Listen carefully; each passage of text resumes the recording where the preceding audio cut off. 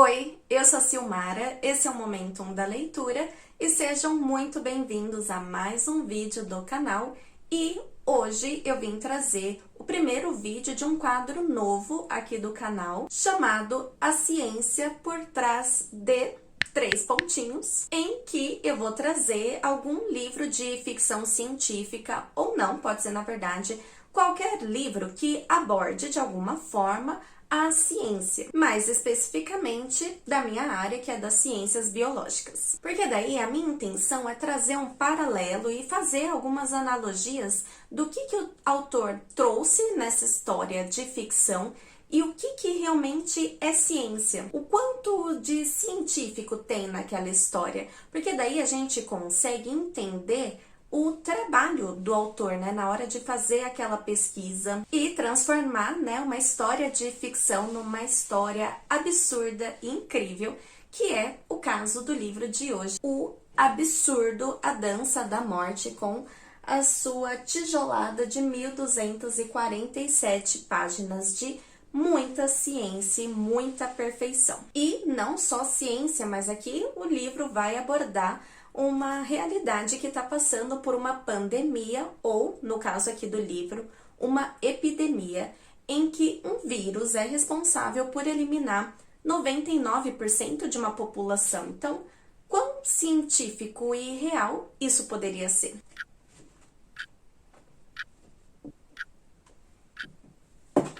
E aqui a intenção não é estragar a experiência de leitura, muito pelo contrário. A gente sabe, tem ciência que é um livro de ficção e nada muda isso. Aqui, na verdade, a gente só vai confirmar aquela sensação, aquele feeling que a gente tem depois que a gente termina o livro, que a gente pensa, nossa, quão genial o autor é por pegar um assunto real e transformar numa ficção. Então, como eu vou acabar abordando vários trechos do livro, é bom já deixar aqui o alerta, né, o aviso de spoiler, mas vai depender também do que você considera spoiler. Porque assim, eu não vou trazer grandes enredos da história, quem morre, quem vive, plot twist e tudo mais. Na verdade, eu vou abordar as partes da ciência. Então, o que eu vou entrar, na verdade, é o que causou essa epidemia, né, dessa história, se o que causou poderia acontecer na nossa vida real. E esses temas todos, eles já são abordados na primeira parte do livro. Só que é aquilo, né? É uma primeira parte de um livro de 1247 páginas. Então, é uma primeira parte bem grande. Então, se você considera que esse tipo de detalhe, esse tipo de informação pode prejudicar a sua experiência de leitura, você quer ler o livro sem saber, né, dessas informações, eu indico assistir primeiro um vídeo que já tem aqui no canal, que na verdade foi o primeiro vídeo do canal, que é a resenha do A Dança da Morte, sem spoilers. Então, esse primeiro vídeo eu vou deixar nos cards e também aqui embaixo na descrição. E aproveitando também que você já tá aqui, se você gosta desse tipo de conteúdo, já aproveita para se inscrever aqui no canal, para me acompanhar, né, nesse quadro novo com os próximos vídeos. Aproveita que você tá aqui também e já senta o dedo no botão do like, que isso ajuda muito no engajamento do vídeo, no crescimento do canal. E agora tem um recurso novo também habilitado aqui no canal, que é o recurso Valeu Demais, que se você gostou desse tipo de conteúdo, que se você gostou desse vídeo, aqui embaixo tem uma forma de você contribuir financeiramente. Então, você pode escolher o valor e não é uma contribuição mensal, né? É uma contribuição para esse vídeo. Todos os recados já foram dados, então, começando aqui finalmente, esse baita calhamaço foi publicado pelo King em 1978. E a sinopse dele, a premissa divulgada pela própria Amazon, é que rolou um erro de computação no Departamento de Defesa dos Estados Unidos e um vírus foi liberado,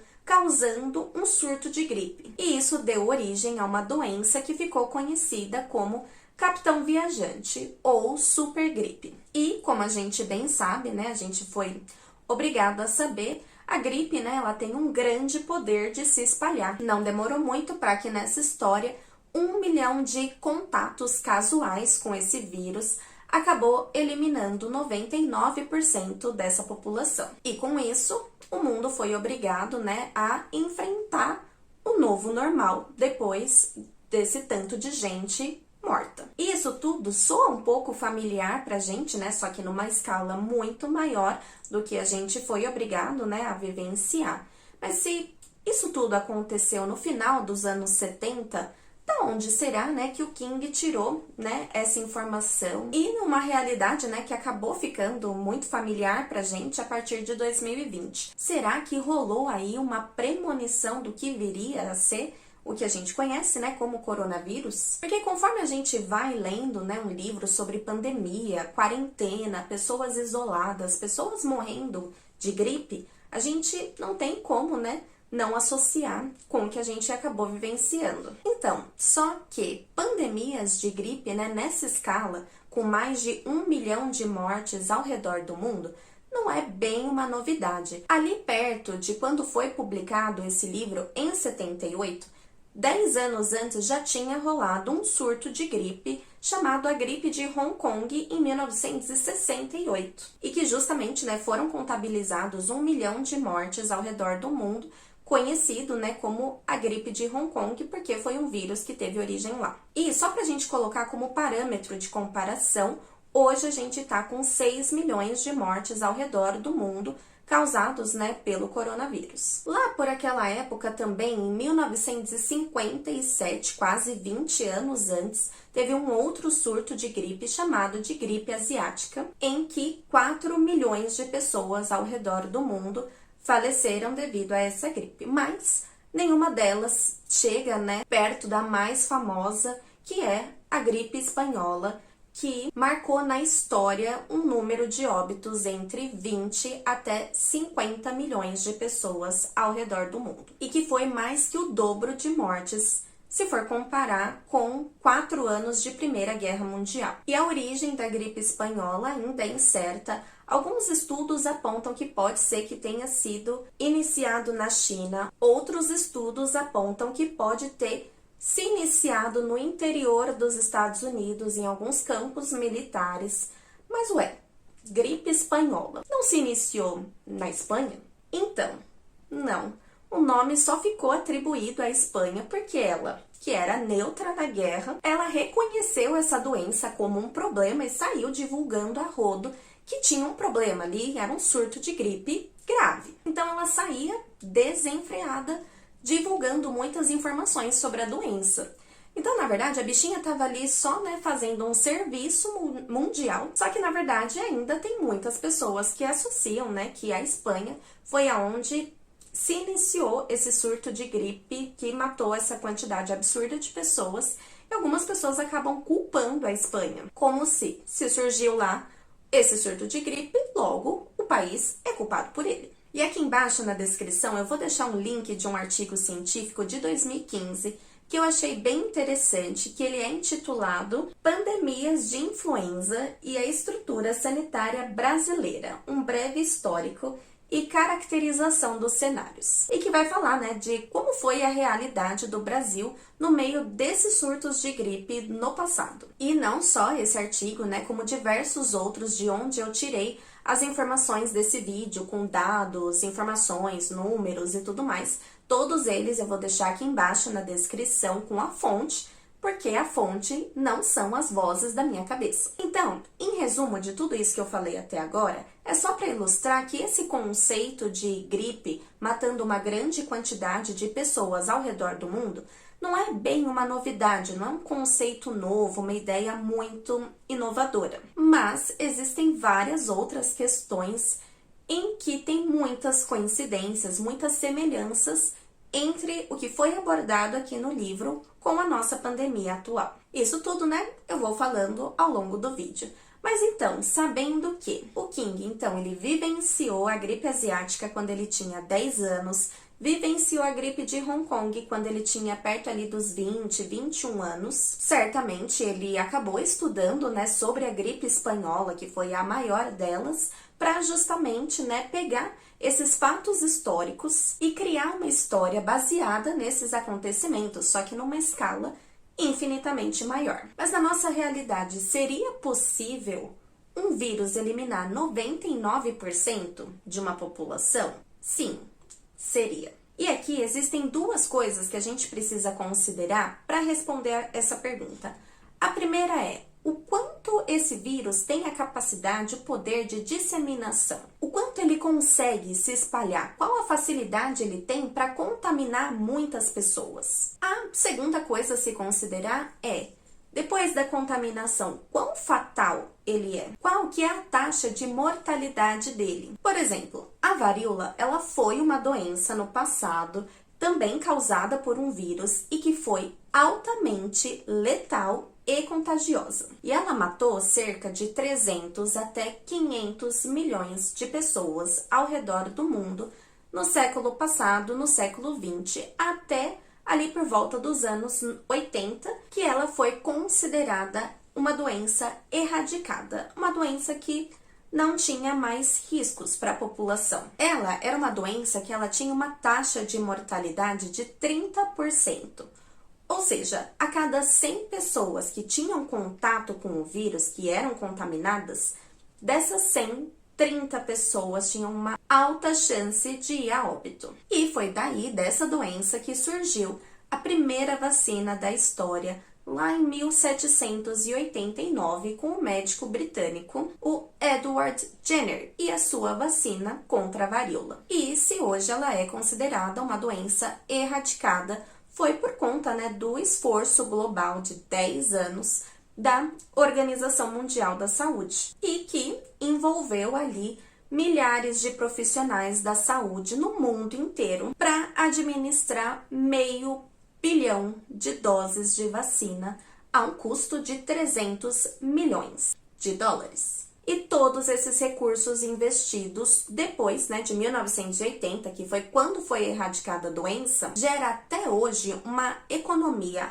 anual de $1 bilhão, que seria, o custo dos sistemas de saúde caso a doença ainda existisse. Porque, afinal, saúde e economia andam juntos. Se por acaso você ouvir por aí que a economia não pode parar por causa de uma gripe, desconfie. Depois ainda rolou o que a gente conhece hoje como a revolta das vacinas, que aconteceu em 1900 lá no Rio de Janeiro. E porque a galera ela não queria se vacinar porque literalmente as pessoas entravam à força na casa das pessoas, obrigando elas a se vacinarem. E se elas se recusassem, elas poderiam ser presas. Então foi o caos, a galera gritando na rua, baixa a vacina, vários protestos. O exército foi mobilizado juntamente com a polícia para tentar conter a população. Soldados de outros estados foram, chamados para tentar acudir. Rolou até tentativa de golpe dos militares, que eles estavam insatisfeitos com o governo, que naquela época o presidente era o Rodrigues Alves, que inclusive cogitou fugir, enfim, vários babados, mas no final das contas foi decretado estado de sítio. Então, sabendo desse caos todo, com uma doença com 30% de chance de mortalidade, a gente volta para a probabilidade de um vírus matar 99% de uma população. Acompanhem comigo. Se hoje a varíola é considerada erradicada, então logo a gente não precisa mais tomar vacina contra ela. Não faz mais parte, do calendário de vacinação de bebês, crianças, adultos, enfim. Então, hoje, ninguém tem imunidade contra a varíola. Mas, beleza, Porque se não existe mais a doença, se ela foi considerada erradicada, logo não existe mais essa doença em nenhum lugar do mundo, certo? Então, errado. Porque, apesar de erradicada, os estudos sobre essa doença continuam normalmente. Então, existem alguns laboratórios específicos autorizados pela OMS a manipular ainda o vírus da varíola. Só que esses laboratórios, eles são de nível de biossegurança nível 4, que é o nível de contenção máxima. Eles têm, procedimentos especiais de segurança, é um ambiente extremamente controlado e eles têm armazenado, o vírus como uma forma de estudo para prevenção. Então, é uma forma, de pesquisa para evitar novos surtos e para evitar, que possíveis variantes pode ter um problema pra gente no futuro, talvez com um ressurgimento da doença, mesmo porque existe aí um tipo de varíola que é a varíola hemorrágica e ela tem uma taxa de mortalidade de 97%. Só que esse tipo não é tão fácil, né, de se contaminar. É um tipo mais raro. Parece que são só 2% de casos relatados até então. Logo, é mais difícil de pegar, mas se pega, é um problema. E é aí que mora o perigo. Por quê? Em setembro de 1978, que foi o mesmo ano em que esse livro foi publicado, teve um acidente num laboratório na Inglaterra, e foi um acidente assim, um acidente de segurança no laboratório, e foi nesse dia que foi considerado o último caso relatado, né, de varíola no mundo, numa forma de acidente, assim como no livro. Agora, a gente imagina o seguinte cenário. Imagina se, nesse tipo aí de acidente, se de alguma forma esse tipo de vírus muito letal, por exemplo, varíola hemorrágica, com 97% de mortalidade. Um vírus que pode sofrer mutações, variações, tanto normalmente, né, com contato entre as pessoas, contato com pessoas de diversos locais no mundo, assim também como num laboratório. Imagina, sei lá, se de repente um laboratório militar resolve usar esse tipo de vírus como uma forma de arma biológica, como uma forma de bioterrorismo, sem ser acidente, intencional mesmo. E, segundo um artigo científico publicado pela Revista de Associação Médica Brasileira, que foi intitulado Varíola, sua prevenção vacinal e ameaça como agente de bioterrorismo, nesse artigo sugere algumas evidências que pode ser que existam alguns grupos, algumas nações ao redor do mundo que mantém o vírus numa forma clandestina e que esse tipo, né, de estoque, esse tipo de armazenamento em laboratórios clandestinos pode ser fatal. Por quê? Ele é facilmente transmitido, pode ser armazenado por um grande período e ainda pode ser produzido em grande escala. E já é meio preocupante que já os laboratórios que são autorizados pela OMS, que não são esses laboratórios clandestinos, são dois países que eles já têm um certo ranço entre si, que são Rússia e Estados Unidos. O da Rússia é em Novosibirsk, que é o Centro de Virologia e Biotecnologia, e o outro laboratório é o CDC em Atlanta, nos Estados Unidos. E adivinha qual é o laboratório que aqui na história é o laboratório responsável por desenvolver a vacina contra aquela supergripe? Isso mesmo, é o laboratório CDC nos Estados Unidos. Ora.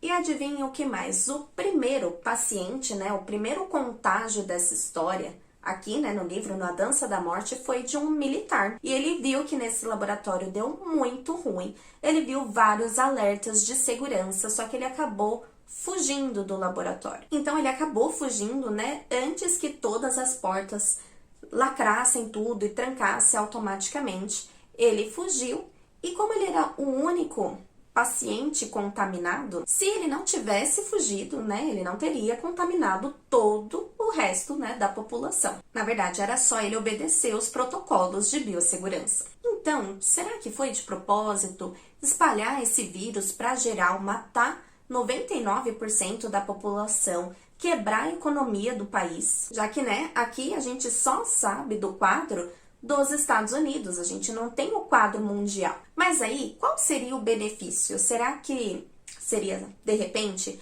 as empresas da indústria farmacêutica que estava justamente querendo vender vacina? Até poderia ser, né? Porque justamente aqui o King, ele colocou o CDC, aquele laboratório lá que mantém vírus de varíola armazenado na nossa realidade, aqui ele colocou como os responsáveis pelo estudo da vacina. O problema é que não deu tempo. Nas reportagens, eles até noticiavam para as pessoas ficarem calmas, tranquilas, que ia rolar a vacina, que em uma semana todo mundo ia conseguir a dose. Quando eles falavam, né, de cancelar as reuniões públicas, as aglomerações, eles falavam que ia ser só temporariamente. Eles falaram que todas essas restrições eram, né, temporárias e enquanto não liberasse a vacina. Depois que liberasse, estaria tudo normal. O problema realmente é que não deu tempo por conta da velocidade de contaminação, ou seja,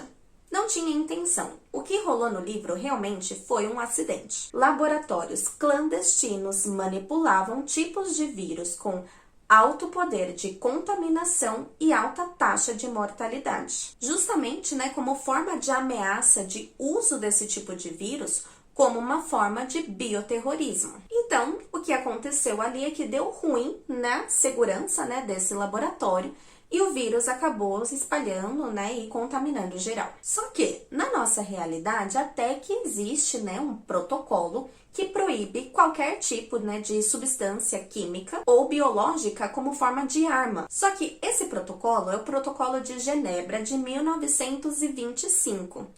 E, na verdade, na Segunda Guerra Mundial foi utilizado um tipo de gás, que foi o Zyklon B, que foi utilizado nos campos de concentração, holocausto e tudo mais. Então, assim, na teoria é proibido, na prática, será? E uma curiosidade é que no livro eles chamam de uma epidemia de gripe. Mas será que tá certo falar epidemia ao invés de pandemia? Já, que tantas pessoas morreram, 99% da população, será que pode ser, classificado como epidemia ao invés de pandemia? Na verdade, na história, sim, porque justamente a gente só conhece o contexto dos Estados Unidos. Como a gente não tem, esse conceito mundial, já que, a epidemia é quando acomete regiões a níveis municipais, estaduais, é ao nível nacional. Mas esse surto, essa doença, ela não chega a ser global. Já, a pandemia é quando um surto acomete além, do nível nacional e acomete outros países, então é a nível global. E aí, precisa de uma atenção maior, inclusive, de medidas adotadas pelas autoridades, para poder combater esse problema.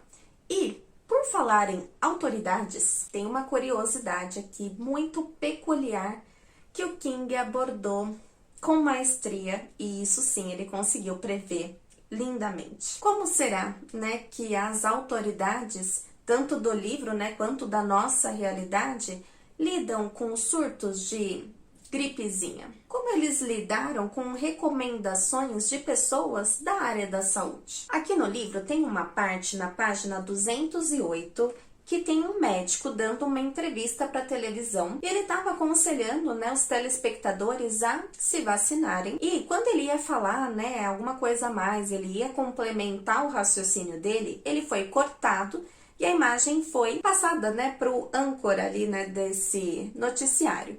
E esse âncora falou assim: algumas mortes têm sido relatadas em Nova York como resultado deste mais recente surto de gripe, mas causas que podem contribuir, como poluição urbana e talvez mesmo o vírus da AIDS, estiveram presentes em muitos desses casos fatais. Querendo dizer, que na verdade essas mortes elas foram causadas por outras questões, não esse surto de gripe. Isso te soa familiar? E a primeira mão para vocês aí, tá? Opa. Não é meu, é do tal do Tribunal de Contas da União, questionando o número de óbitos no ano passado por Covid.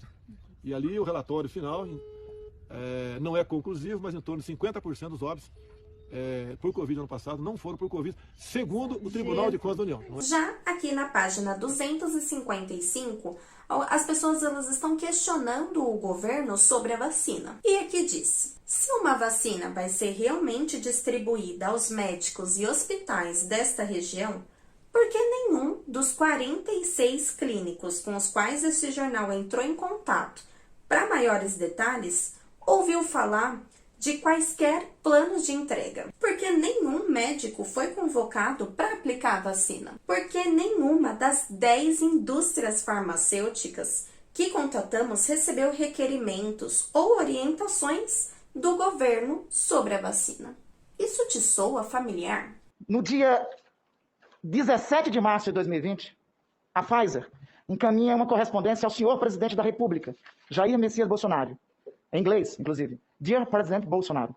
Nesta comunicação, a Pfizer informa o suprimento de medicamentos hospitalares e busca por soluções no combate à Covid-19 e apresenta um plano de compromissos e se coloca à disposição para ajudar o governo do Brasil no enfrentamento à Covid.